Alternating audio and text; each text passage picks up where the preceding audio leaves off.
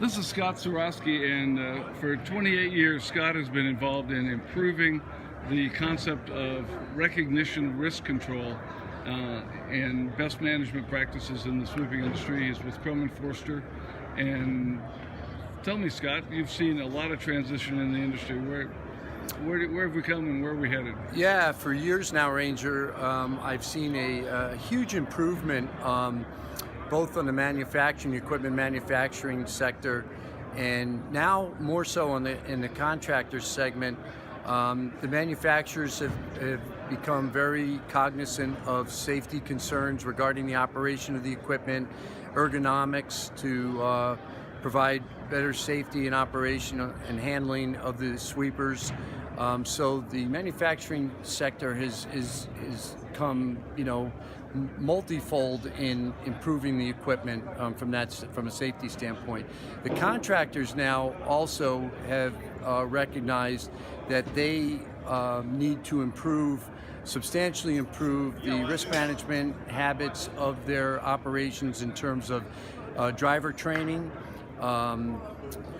safety, and providing equipment and implementing procedures and controls within their operation to ultimately provide a safe place to work for their employees, and more so to it at the same time improves performance for the jobs that they perform for their customers. And therefore I think there's an overall the aggregate of those things overall improve the safety and performance of the operation.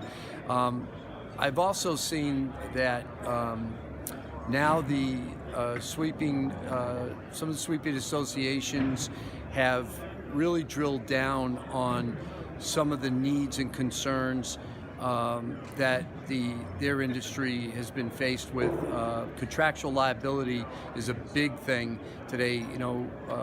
Slip and fall and frivolous lawsuits are very prevalent for this industry, and that's unfortunate because at the end of the day, all these companies, these sweeping companies with a name on a truck, is a target for a lot of plaintiffs' attorneys. And let me break in on that to say that a contractor that I spoke with at the show told me that they had been brought into a lawsuit on a slip and fall, and they swept once a month.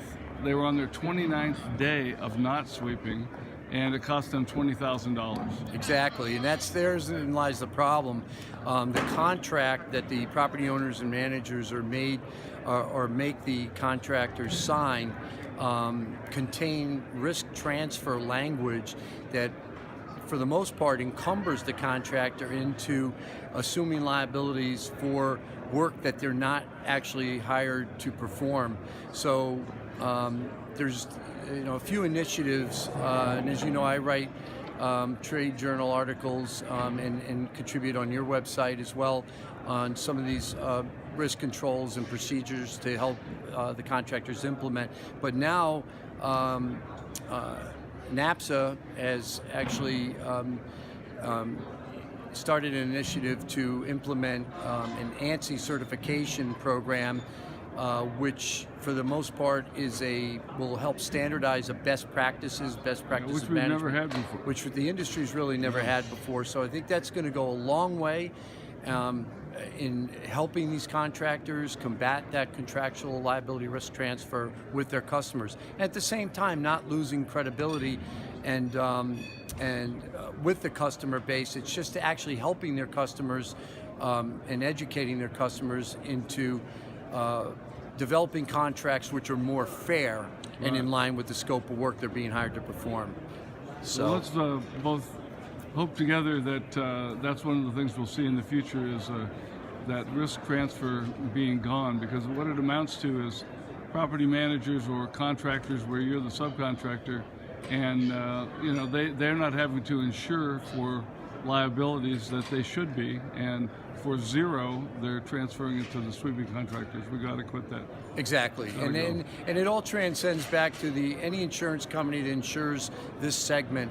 The insurance companies, if they're being encumbered with having to defend and hold harmless through those risk transfer mechanisms that the property owners imply upon the contractors, ultimately the insurance company pays the claims, unwarranted claims in most cases, and the end result of that is that the cost of the insurance for the contractor goes up, and sometimes exponentially, and for virtually reasons that had nothing to do with the contractor's primary responsibility.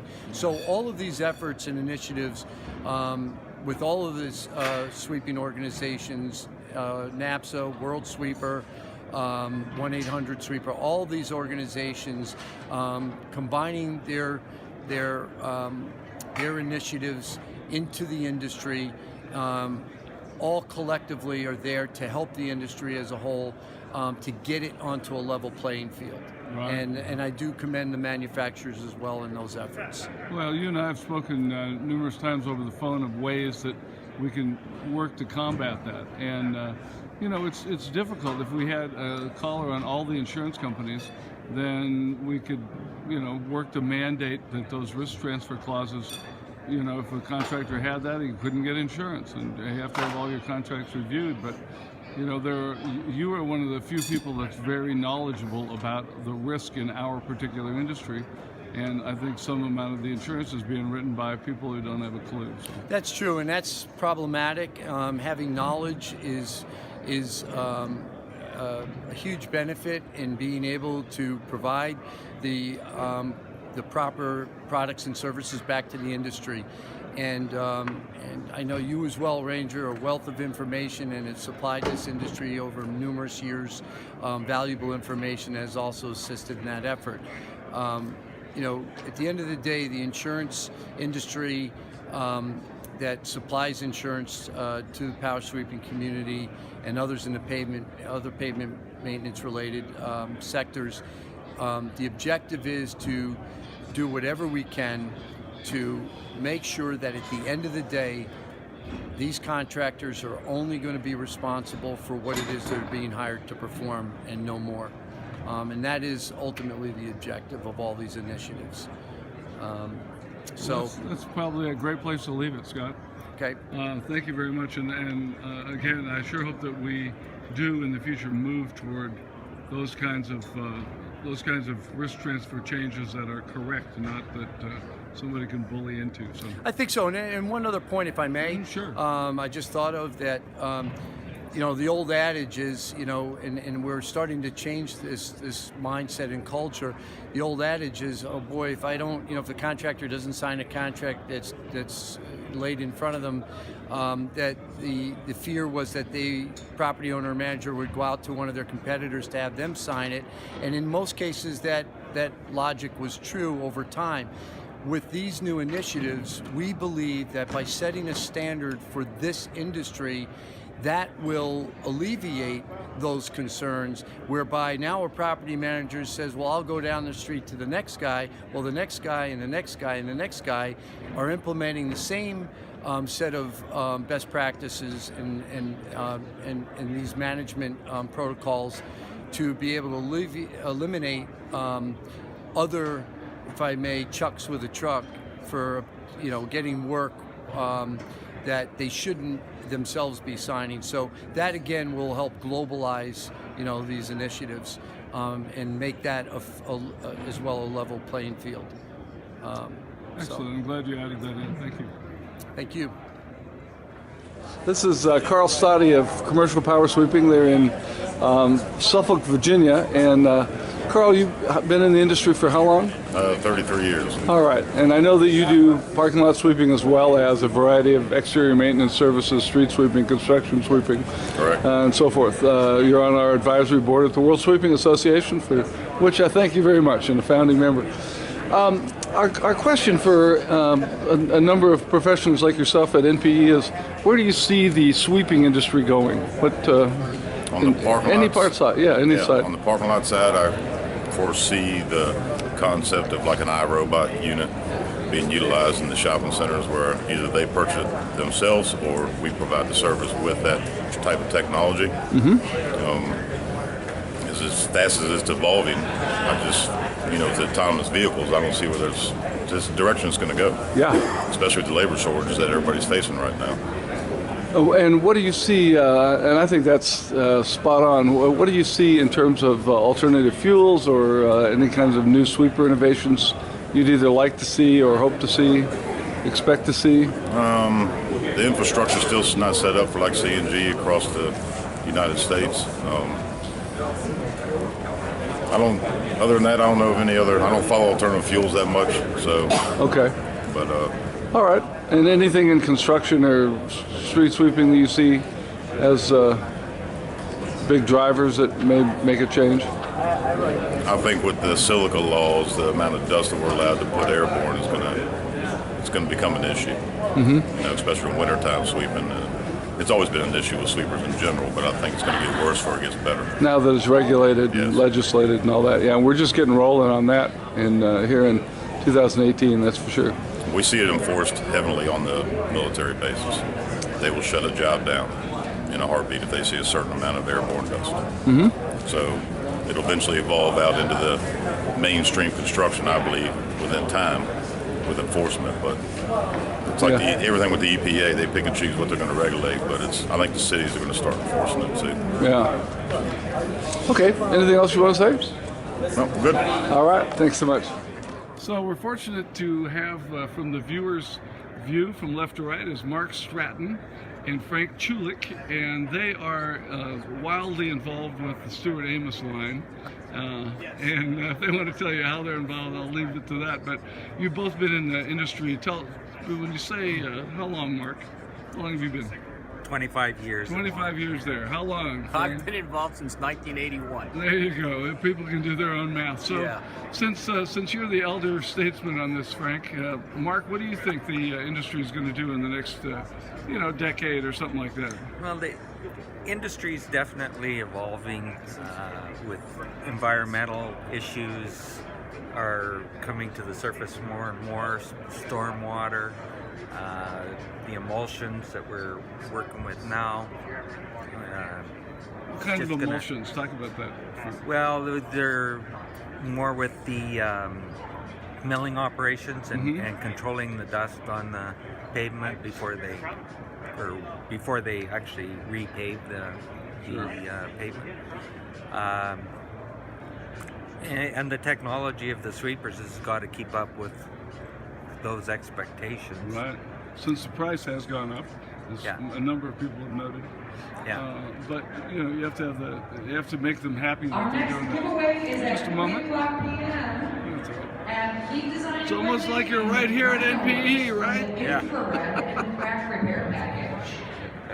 All Head right. over to booth 1025 at 3:00 p.m. today. That's Amy Schwant, and she does such a good job. So, Frank, how about you? What do you think out of Well, I this? think to capitalize or expand on what Mark has said, the MS4 rules will force more municipalities into sweeping. The new OSHA silica rules will force more contractors to have sweeping behind them and pay more attention to having better equipment to keep the dust down.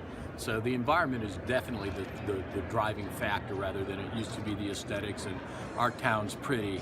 Now our town is really clean environmentally. So that is And what healthy. the driving. We might put that word in Yeah, there. I mean that's what keeping a clean environment is all about. Our health. It started with clean air. Now it's clean water. So and the clean air continues with the new OSHA silica rules. So those will be the driving factors, and of course the equipment will evolve to keep up with that. The Tier 4 final engines, the controls to keep the emissions from the diesel engines more. Eventually these things will be these sweepers will be electric. Might not be in my lifetime, but that will come. It's there are certainly some headed that the smaller units in Europe Right. they're able to do that. And I'll have to say here as the the camera person that I was reminded when you said first it was air, which is really by and large true. Now it's water. Right. However, someone reminded me that as we came over the Cuyahoga River, that was when it caught on fire. That caught on fire. Yeah, I just told somebody that. He didn't believe me. Yeah, and they talked. The person that was telling me talked about the places that it caught on fire, from the different things that were there for it to burn. And okay, I don't know any of the story. I just remember it caught on fire. Yeah, but you know, so America is cleaner. You know, we've cleaned up Pittsburgh, we've cleaned up Cleveland. Obviously, the LA basin is cleaner today. So you know, and Beijing has trouble breathing. So eventually, you know, our rules that cost. Everybody's complaining about the cost. You said the cost has gone up on the equipment. The cost of doing business in America is higher. So how does that allow us to compete globally? Well, eventually everyone needs to breathe clean air, no matter where they are in the world, and the cost will rise everywhere. There's a cost to clean air. It's obviously well worth it. People don't want to pay the price initially, but when you see the results, it becomes worth it eventually. Nobody wants to pay any price for anything, anytime. Right. So the question is value. Right. And the value's there. It's just, and as we lead the world in pollution control, I know Europe has certain rules that are good, but you know, Asia, all points in Asia seem to be the area that need to catch up next, and they will as their economies grow. Yeah. So that's it. Yeah. Okay. Well, those are interesting things to touch on for us, where we're going to see in the future. Well, we appreciate your work, Ranger. You're doing a great job. Thank you. That's nice to say, Frank.